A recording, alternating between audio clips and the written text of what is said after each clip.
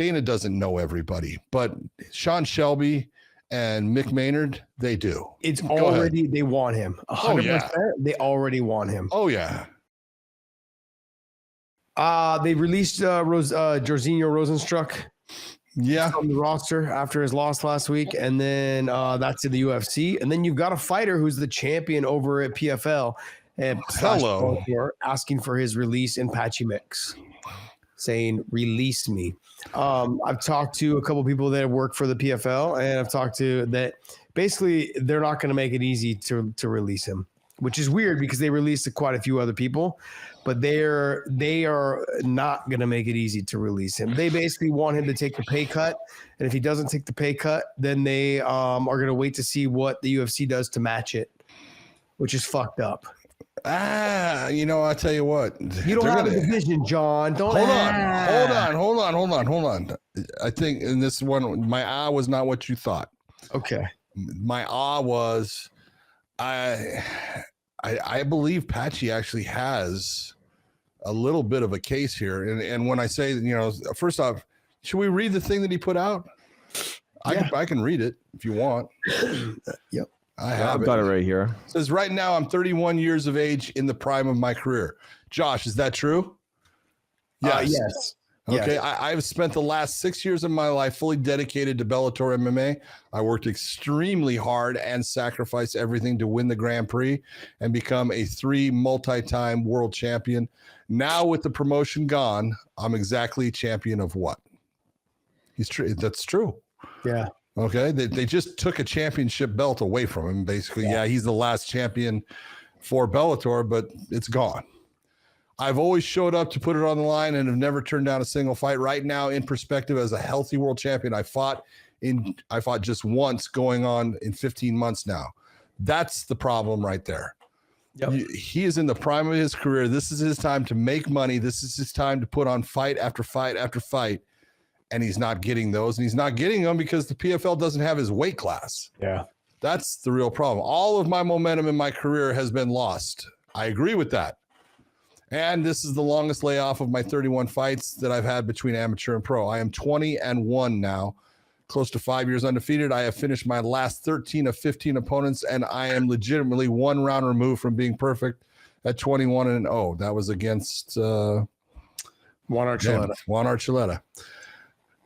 Not boring entertainer either, since I have an 80% finish rate. I know I'm the best in the world at bantamweight, and I want to prove it.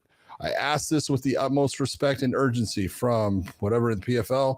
Please release me from my contract so I can perform to make money and do what I have to do to support my family. I'm in the prime of my career, and I'm the best. I should be able to compete against the other best fighters in the world and not be on the shelf. If the sky was the limit and I'm the moon right now, skill-wise, if the sky was the limit, I am the moon right now as far as skill-wise, and there should be only one octagon I display my skill set in. Plus, the ambassador, you just put Francis on blast here. Plus, the ambassador for PFL is Francis Ngannou. I mean, I'm a world champion out of the same gym. Yes, he is. And you personally see how hard I work and try to be a leader for this team. This is no way to treat a champion. Release Patchy Mix. Yep. So what I'm saying is he's being respectful. I like that. But he is in the prime of his career, and time is something he can never get back. No. And if they're not going to have him, I honestly think this is a fighter. Look, Dana doesn't know everybody, but Sean Shelby and Mick Maynard, they do. Okay. Oh, no, John, it's already, they want him. 100%. Oh, yeah. They already want him. Oh, yeah. No, look, I can tell you, they were ready to, I never said this. I don't know. I'm not going to do it. Can't do it. There was a trade of somebody in that weight class that they were going to do for a fighter out of the PFL I know of. And it's like, it's one of those you look and you go, yes, they want him. I know they want him. The thing is, there's certain fighters though that we could potentially see head over there that would make an automatic splash in the UFC. No, I'm not saying they should give everyone away, but there's certain fighters that you guys don't have weight classes for.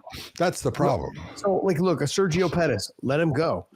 Yeah. Well, anybody in the 135s, if you're not going to have a 135-pound weight class, Magomedov, Patchy Mix, Rafion Stotts, all those guys, Danny Sabatel.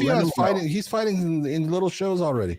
Yeah, like he just like those are things like, well, hey, go ahead and get them out there. Like with Johnny Eblin, you know, if he heads over there, he heads over there. If they can get him over there, but look, to me, it's gonna be Patchy. It's Patchy Mix. I know that they've already expressed interest in Aaron Pico, who's a free agent. Sure.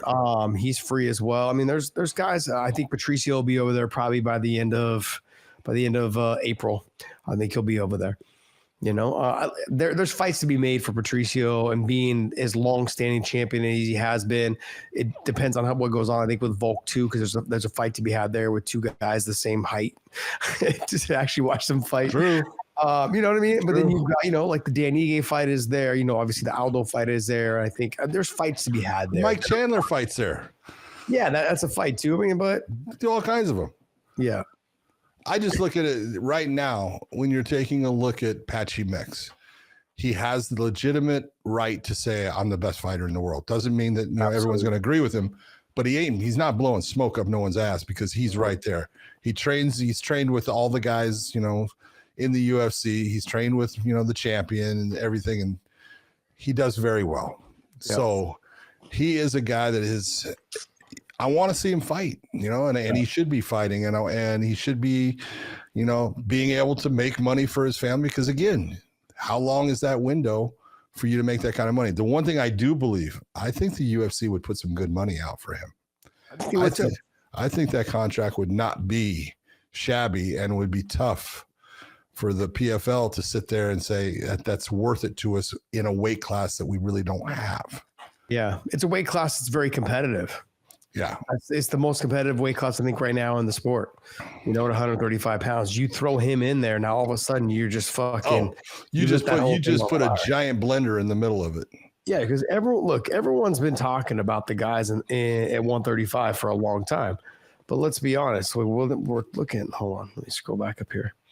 You know, when we're talking about that weight class, though, you've got Sean O'Malley, Peter Yan, Umar Nurmagomedov, Corey Sandhagen, Figueiredo, Marlon Vera, Henry Cejudo. I mean, the division is stacked. I mean, it goes all the way down. You got Song Yadong, Rob Font, Batista, Jose Aldo, Kyler Phillips.